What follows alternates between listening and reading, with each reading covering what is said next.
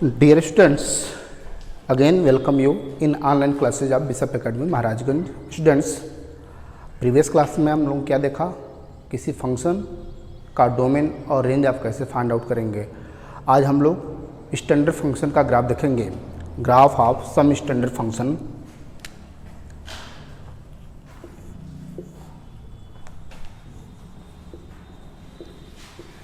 Graphs of some standard function.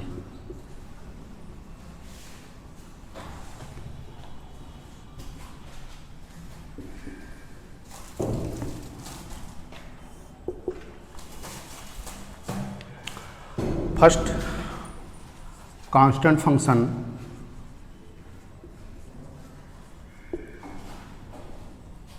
Constant function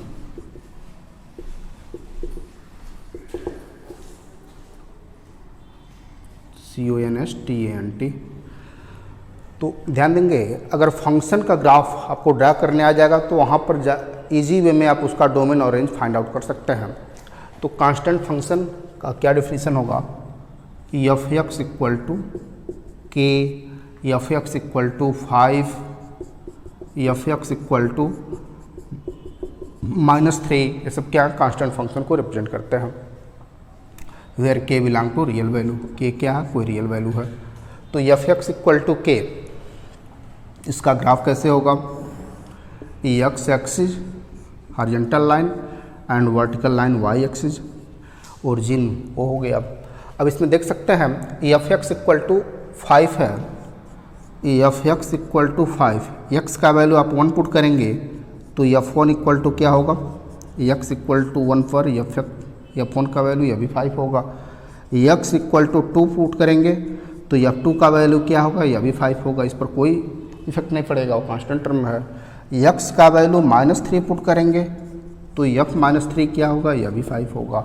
यानी x का value आप चेंज कर सकते हैं, लेकिन f(x) क्या रिप्रेजेंट करता है, y = f(x), y के वैल्यू में कोई चेंजिंग नहीं होगा। x को क्या बोलते हैं, इनपुट। तो x क्या रिप्रेजेंट करता है, x एक्सिस पर। इनपुट जो होगा वह x एक्सिस को रिप्रेजेंट करेगा, जबकि आउटपुट यानी y वाला वैल्यू क्या है, y एक्सिस को रिप्रेजेंट करता है। तो इनपुट आप कुछ भी कर सकते हैं, लेकिन आउटपुट क्या है, आपका कांस्टेंट है। तो y = f(x) यानी y = 5 है, तो y = 5 क्या रिप्रेजेंट करता है, x एक्सिस के पैरेलल 5 डिस्टेंस पर कोई लाइन है। तो y = k यानी f(x) = k, x एक्सिस के पैरेलल एक लाइन हो जाएगा, यह वैल्यू हो जाएगा k, f(x) = k। यह इसका ग्राफ हो गया। अब इसमें देख सकते हैं इसका डोमेन क्या है, डोमेन ऑफ f, डोमेन यानी x का वैल्यू। तो x का वैल्यू यानी इनपुट आप कोई भी रियल वैल्यू रख सकते हैं, तो डोमेन क्या हो गया, कोई रियल वैल्यू। जबकि रेंज इसका क्या है, रेंज ऑफ f, तो रेंज दैट इज आउटपुट यानी y का वैल्यू। तो y का वैल्यू क्या देख रहे हैं, k है। Range of f = k, range of f = 5। अगर f(x) = 5 है तो रेंज क्या हो जाएगा, 5, उसमें कोई चेंजिंग नहीं होगा। तो इस तरह से डोमेन और रेंज, डोमेन x वाला वैल्यू है तो x वैल्यू -∞ से +∞ तक कुछ भी पुट कर सकते हैं, लेकिन f(x) यानी y का वैल्यू क्या मिलेगा, 0 से k के बीच में, यानी केवल k ही मिलेगा। 0 से k क्या, ओनली k, ओनली 5, ओनली 7, इस तरह से मिलेगा। तो वह रेंज को रिप्रेजेंट करेगा। सेकेंड, अगर f(x) = -k है, अगर k का वैल्यू नेगेटिव है तो इस साइड में आ जाएगा। Second, identity function.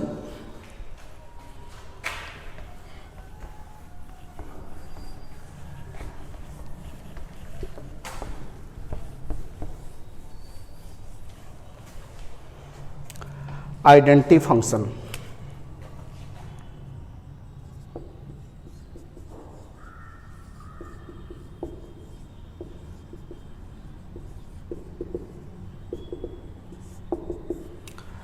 Identity function क्या होगा, f(x) = ex, यानी इनपुट जो वैल्यू आप रखें वही आउटपुट भी मिले। आइडेंटिटी फंक्शन क्या होता है, 1 1 2 2 3 3 4 4 5 5। आइडेंटिटी फंक्शन को आप ऐसे रिप्रेजेंट करते हैं, IA = 1 1 2 2 3 3 डॉट डॉट डॉट, यानी जो इनपुट रखे हैं वही आउटपुट भी मिले। तो f x equal to x that is y equal to x, ये आइडेंटिटी फंक्शन को रिप्रेजेंट कर रहा। अब इसमें एक्स का वैल्यू पुट करें हम, एक्स एंड एफ एक्स क्या रिप्रेजेंट करता है वाई को, एक्स का वैल्यू 1 पुट करेंगे तो y equal to f x, यानी क्या आएगा वैल्यू, एक्स का वैल्यू 1 पुट करेंगे तो f x equal to x है यानी 1 ही आएगा। एक्स का वैल्यू 2 पुट करेंगे तो एफ एक्स का वैल्यू क्या आ जाएगा, एफ एक्स का वैल्यू 2 आएगा। 3 पुट करने पर 3, 4 पुट करने पर 4, इस तरह से मिलता जाएगा। तो इसका ग्राफ ड्रा कर लिया जाए, x axis and y axis origin. अगर x का वैल्यू 0 पुट कर रहा है तो एफ एक्स का वैल्यू क्या होगा 0, x का वैल्यू -1 पुट करेंगे तो एफ एक्स का वैल्यू -1 होगा। तो f x equal to x क्या रिप्रेजेंट कर रहा, ओरिजिन से पास करने वाला एक लाइन जिसका दोनों एक्सिस से इंक्लाइंड एंगल इक्वल हो, या भी 45 डिग्री होगा या भी 45 डिग्री होगा। यह f x equal to e x का ग्राफ है, आइडेंटिटी फंक्शन का ग्राफ हो गया। अब इसमें देख सकते हैं इसका डोमेन क्या होगा, डोमेन ऑफ एफ यानी एक्स के किसी भी वैल्यू के लिए डिफाइन होगा, सभी रियल वैल्यू के लिए डिफाइन होगा। For all x belong to real value, इसको बोलते हैं फॉर ऑल, यानी एक्स के सभी वैल्यू के लिए। तो डोमेन ऑफ एफ क्या हो गया, सभी रियल वैल्यू, जबकि रेंज ऑफ एफ, डोमेन देख रहे हैं क्या, -इनफाइनाइट टू +इनफाइनाइट सबके लिए डिफाइन है, यानी सभी रियल वैल्यू, जबकि रेंज क्या हुआ भी -इनफाइनाइट टू +इनफाइनाइट होगा वाई एक्सिस पर भी, तो रेंज भी क्या होगा, रियल वैल्यू ही होगा। तो आइडेंटिटी फंक्शन का डोमेन और रेंज दोनों रियल वैल्यू होगा। Third, modulus function. हाँ थर्ड, अब इसको ध्यान देंगे आप, मॉडुलस फंक्शन।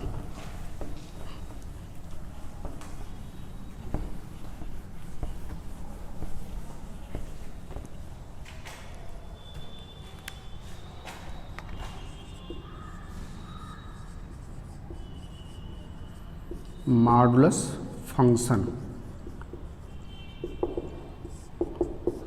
तो मॉडुलस फंक्शन को कैसे डिफाइन करते हैं, f x equal to mod of x, f x equal to mod of x modulus function को रिप्रेजेंट करता। इसी को दूसरे फॉर्म में आप कैसे लिख सकते हैं, mod of x equal to plus x, कब, जब x is greater than or equal to 0 and minus x when x is less than 0। Mod of x को आप ऐसे भी रिप्रेजेंट कर सकते हैं। ध्यान देंगे मॉड ऑफ एक्स, एक्स का वैल्यू पॉजिटिव निगेटिव कुछ भी हो सकता है, लेकिन मॉड एक्स यानी आउटपुट उसका हमेशा पॉजिटिव वैल्यू होगा, मॉड कभी नेगेटिव वैल्यू को नहीं रिप्रेजेंट करेगा। अगर x ग्रेटर देन 0 है तो एफ एक्स वैल्यू इसमें पुट करेंगे, 1 है तो इसमें पुट करेंगे, 2 है तो यहाँ पुट करेंगे, 3 है तो यहाँ पुट करेंगे। लेकिन जब नेगेटिव है, x लेस देन 0, -1 है तो इसमें पुट करेंगे, तो -1 +1 वो भी हो जाएगा। -2 है तो -2 +2 होगा। तो इसका ग्राफ कैसे होगा, अब देख सकते हैं यहाँ पर x axis, y axis, origin, f x equal to x, अभी देखा गया f x equal to x identity function का, और कब है, जब x ग्रेटर देन 0। तो f x equal to x का ग्राफ अभी देखा गया था, ऐसे कुछ होता है, f x equal to x का ग्राफ, और f x equal to -x का ग्राफ, ध्यान देंगे f x equal to -x, इसका ग्राफ कैसा होगा, इस तरह से होगा। तो f x equal to -x का ग्राफ ऐसे हो जाएगा। लेकिन इसमें ध्यान देंगे x is greater than 0, f x equal to +x कब है, जब x इज ग्रेटर देन 0।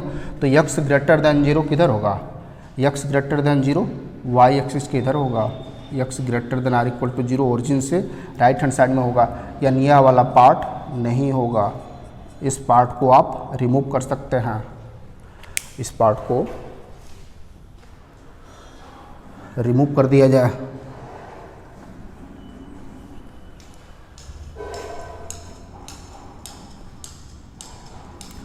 यह ओरिजिन हो गया।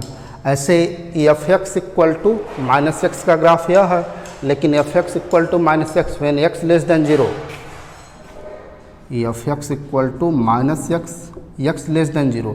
तो x लेस देन 0 किधर होगा, इस साइड में होगा, इधर वाला वैल्यू नहीं होगा, यानी इसको आप रिमूव कर सकते हैं। तो देख सकते हैं f x equal to mod x का ग्राफ कैसा हो गया, इस तरह से। F x equal to mod x, इसका ग्राफ ऐसे होगा। एक्स ग्रेटर देन 0 है तो इधर वाला पार्ट होगा, एक्स लेस देन 0 है तो इधर वाला पार्ट होगा। यानी एक्स का वैल्यू पॉजिटिव निगेटिव हो सकता है, लेकिन एफ एक्स यानी वाई का वैल्यू क्या है, एक्स एक्सिस से अपवर्ड डायरेक्शन यानी पॉजिटिव वैल्यू होगा। यह एक्स एक्सिस को रिप्रेजेंट कर रहा है, जबकि वर्टिकल लाइन वाई एक्सिस को। तो इसका डोमेन क्या होगा, डोमेन ऑफ एफ, डोमेन तो सभी रियल वैल्यू होंगे, एक्स के सभी रियल वैल्यू पर डिफाइन है, ग्रेटर देन 0, लेस देन 0, 0 पर भी डिफाइन है। जबकि रेंज क्या होगा, रेंज ऑफ एफ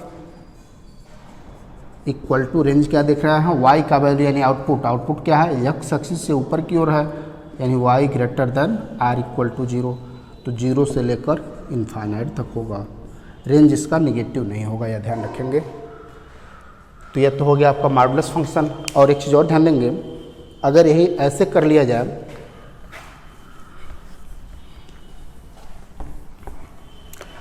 बहुत ही इंटरेस्टिंग टॉपिक है आपका यह। Suppose that f x equal to minus mod of x कर लिया जाए, बहुत सारे मैथ के बहुत सारे ब्रांच में इनका यूज मिलेगा, डोमेन रेंज का। F x equal to minus mod of x, तो माइनस मॉड ऑफ एक्स इसको आप ऐसे भी लिख सकते हैं, minus x when x is greater than or equal to 0 and plus x when x is less than 0। तो x greater than 0, f x equal to minus x, इसका graph कैसा होता है, f x equal to minus x ऐसे मिलेगा, and F x equal to plus x का graph इस तरह मिलेगा। लेकिन यहाँ पर क्या देख रहे हैं, जब एक्स लेस देन 0 है तो f x equal to plus x, x greater than 0 है तो f x equal to minus x, x greater than 0 तो f x equal to minus x, यानी यह वाला पोर्सन नहीं मिल रहा है आपका। और जब एक्स लेस देन 0 है तो f x equal to plus x है, जब एक्स लेस देन 0 इस साइड में तो एफ एक्स का वैल्यू प्लस एक्स यानी इतना पोर्सन रिप्रेजेंट करेगा, यह वाला नहीं होगा। तो यह हो जाएगा f x equal to mod minus mod of x. अब इसके लिए डोमेन क्या होगा, डोमेन ऑफ एफ सभी रियल वैल्यू होंगे, एक्स के सभी रियल वैल्यू के लिए डिफाइन है। जबकि रेंज क्या हो जाएगा, अब रेंज क्या देख रहे हैं, एफ एक्स यानी वाई का वैल्यू क्या है, 0 से स्मॉल ही है, यानी माइनस इनफाइनाइट से 0 तक, minus infinite to 0 close interval, 0 close रहेगा। तो इस तरह से f x equal to minus mod x का डोमेन क्या हो जाएगा, रियल वैल्यू रेंज क्या होगा, माइनस इनफाइनाइट टू 0। जबकि f x equal to mod of x का डोमेन सभी रियल वैल्यू, जबकि रेंज क्या हो जाएगा 0 टू प्लस इनफाइनाइट। इससे रिलेटेड क्वेश्चन है आपके एनसीईआरटी बुक में। नेक्स्ट, और एक चीज़ और ध्यान देंगे इसमें, नोट में अक्सर स्टूडेंट मिस्टेक करते हैं। Suppose that root x square है, तो रूट एक्स स्क्वायर को कभी आप एक्स नहीं लिखेंगे, एक्स पॉजिटिव निगेटिव कुछ भी हो सकता है। रूट एक्स स्क्वायर यानी रूट के अंदर जो टर्म है वो केवल और केवल पॉजिटिव वैल्यू होगा। रूट में अगर 4 है तो ठीक है, रूट 3 है तब भी ठीक है, रियल वैल्यू को रिप्रेजेंट कर रहा। लेकिन रूट -4 हो जाए, रूट -3 हो जाए तो क्या रिप्रेजेंट करेगा, इमेजिनरी नंबर को रिप्रेजेंट करेगा। तो root x square equal to x इस तरह से लिखना, या अक्सर स्टूडेंट क्या करते हैं प्लस माइनस एक्स लिख देते हैं। प्लस माइनस एक्स लिखना रॉन्ग मेथड है, प्लस एक्स है तब तो ठीक है, लेकिन माइनस एक्स नहीं होगा, माइनस एक्स होगा तो निगेटिव वैल्यू हो जाएगा। तो इसको इस तरह से आप नहीं लिख सकते हैं। रूट ऑफ एक्स को कैसे लिखेंगे, root x square equal to mod of x. X positive है या नेगेटिव है, मॉड ऑफ एक्स हमेशा पॉजिटिव वैल्यू को ही रिप्रेजेंट करेगा, यानी रूट वाला टर्म हमेशा पॉजिटिव वैल्यू को होगा। Suppose that root sine square x, तो इसको प्लस माइनस साइन एक्स नहीं लिख सकते हैं, wrong method. Root sine square x को आप कैसे लिखेंगे, only mod of sine x. Root cos square है तो इसको क्या लिखेंगे, mod of cos x. Root हमेशा पॉजिटिव वैल्यू को ही रिप्रेजेंट करता है, ध्यान देंगे। अगर निगेटिव है रूट के अंदर तो वह इमेजिनरी नंबर हो जाएगा।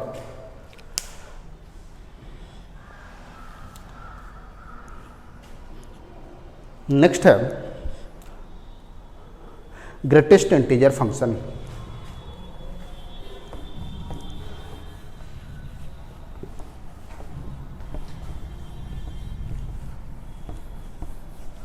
Greatest integer function, fourth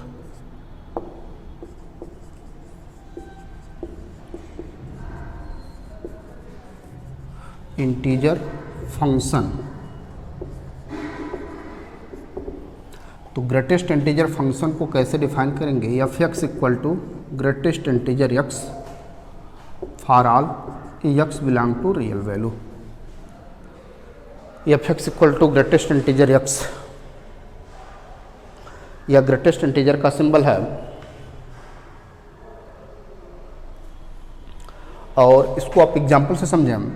suppose that 2.35 है, तो इसका ग्रेटेस्ट वैल्यू क्या होगा? इसको आप ऐसे समझें, जैसे आपका एज इस समय है 15 साल 11 महीना 28 दिन, सपोज दैट। तो अब भी आप कागज़ में 15 साल ही आपका नोट होगा, 16 साल नहीं होगा। जिस दिन आप अपना 16वां बर्थडे मनाएंगे उसी दिन से आपका कागज़ में 16 साल हो जाएगा। अगर आप 16 साल 4 महीना 15 दिन हैं तब भी आप कागज़ में 16 साल ही कहलाएंगे। 16 साल 8 महीना 20 दिन हैं तब भी 16 साल के होंगे आप। लेकिन ज्यों आप अपना 17वां बर्थडे मनाएंगे उसी दिन से आपका 17 वर्ष हो जाएगा। तो उसी तरह यहाँ पर है 2.35, तो 2.35 का ग्रेटेस्ट इसका वैल्यू क्या होगा? ओनली 2। 2.79 इसका भी वैल्यू ओनली 2। 3.98 वैल्यू क्या हो जाएगा? 3। लेकिन अगर यही ऐसे कर दिया जाए 4.00 तब वैल्यू इसका क्या हो जाएगा? 4। या ग्रेटेस्ट इंटीजर फंक्शन का सिंबल है ग्रेटेस्ट इंटीजर फंक्शन। तो ऐसे इसका वैल्यू होता है। सपोज दैट 0.95, तो 0.95 या वैल्यू क्या होगा? 0। इंटीजर वाला वैल्यू यहाँ पर 0 हो जाएगा। -1.25, तो -1.25 नंबर लाइन पर आप देख सकते हैं 0, इधर -1 +1 -2, तो -1.25 यहाँ पर कहीं आएगा -1.25। या तो इंटीजर वाला पॉइंट नहीं है तो जस्ट इससे पहले वाला जो इंटीजर वाला होगा वह वैल्यू हो जाएगा, यानी यह वैल्यू क्या हो जाएगा? -2। -2.97 यह वैल्यू क्या होगा? -3। इस तरह से इसका वैल्यू होगा। तो ग्रेटेस्ट इंटीजर फंक्शन इसका ग्राफ कैसा होगा? X axis, y axis, origin इधर +1 +2 +3 -1 -2 -3 1 2 3 -1 -2 -3। ऐसे हम अगर x का वैल्यू 0 से 1 के बीच में बिलोंग कर रहा तो एफ एक्स क्या होगा? ओनली 0। 0 से 1 वाले कंडीशन में ओनली 0, 1 को नहीं टच करेगा। 1 ओपन है, उसको होल्ड किया गया। अगर x का वैल्यू 1 से 2 के बीच में बिलोंग कर रहा तो एफ एक्स का वैल्यू ओनली 1 होगा, 2 को नहीं टच करेगा। x का वैल्यू 2 से 3 के बीच में बिलोंग कर रहा तो एफ एक्स का वैल्यू क्या हो जाएगा? ओनली 2, 3 नहीं होगा। x का वैल्यू -1 से 0 के बीच में बिलोंग कर रहा तो वैल्यू क्या होगा? -1, यह नहीं होगा। -2 से -1 के बीच में बिलोंग कर रहा तो -2 हो जाएगा। -3 से -2 के बीच में बिलोंग कर रहा तो -3 होगा, या होल होगा आपका। तो इस तरह से इसका ग्राफ होगा। इसको ऐसे भी कह सकते हैं फ्लोर फंक्शन या स्टेप अप फंक्शन। फ्लोर एक छत की तरह ऐसे इसका ग्राफ बनता है। अब इसमें देख सकते हैं डोमेन इसका क्या है? Domain of F. Domain x के सभी वैल्यू के लिए डिफाइन है, सभी रियल वैल्यू। जबकि रेंज ऑफ एफ क्या होगा? ओनली इंटीजर वाले वैल्यू, यानी इसका वैल्यू या तो -1 होगा, या तो -2 होगा, या तो 0 होगा, या तो +1 होगा, या तो +2 होगा। तो range of f equal to integer या आर माइनस फ्रैक्शन, ऐसे भी कर सकते हैं हम।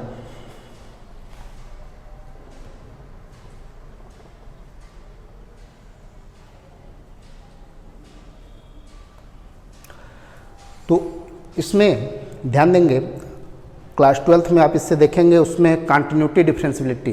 तो क्या फंक्शन कंटिन्यूअस है? ग्रेटेस्ट इंटीजर फंक्शन कंटिन्यूअस है? तो जब ग्राफ से देखेंगे कंटिन्यूअस फंक्शन क्या होता है? कहीं भी फंक्शन का ग्राफ ब्रेक नहीं होना चाहिए, उसे इंटरवल में कहीं भी ब्रेक नहीं होना चाहिए। Suppose that f x equal to x square है, तो देख सकते हैं कहीं भी नहीं ब्रेक हो रहा है। F x equal to x है, यह भी कहीं नहीं ब्रेक हो रहा है, या कंटिन्यूस फंक्शन है सभी रियल वैल्यू के लिए। लेकिन यहाँ पर देखें तो इंटीजर वाले पॉइंट पर यह ब्रेक हो जा रहा है, यानी 1 पर, 2 पर, 3 पर, -1, -2, -3, यानी यह कंटिन्यूस नहीं होगा। इंटीजर वाले पॉइंट पर कंटिन्यूस नहीं होगा तो वहाँ पर डिफरेंशिएबल भी नहीं होगा उससे इंटीजर वाले पॉइंट पर। तो ये क्लास 12 में आप देखेंगे तो ग्राफ से ज़्यादा ईजी वे में उसको आप समझ सकते हैं। तो इस तरह से स्टैंडर्ड फंक्शन में क्या आपने देखा, कांस्टेंट फंक्शन, उसका ग्राफ कैसा होगा। Second identity function, third modulus function and fourth greatest integer function. तो इनको आप प्रैक्टिस कर लेंगे रफ कॉपी पर, और इनका नोट तो बनाएंगे आप।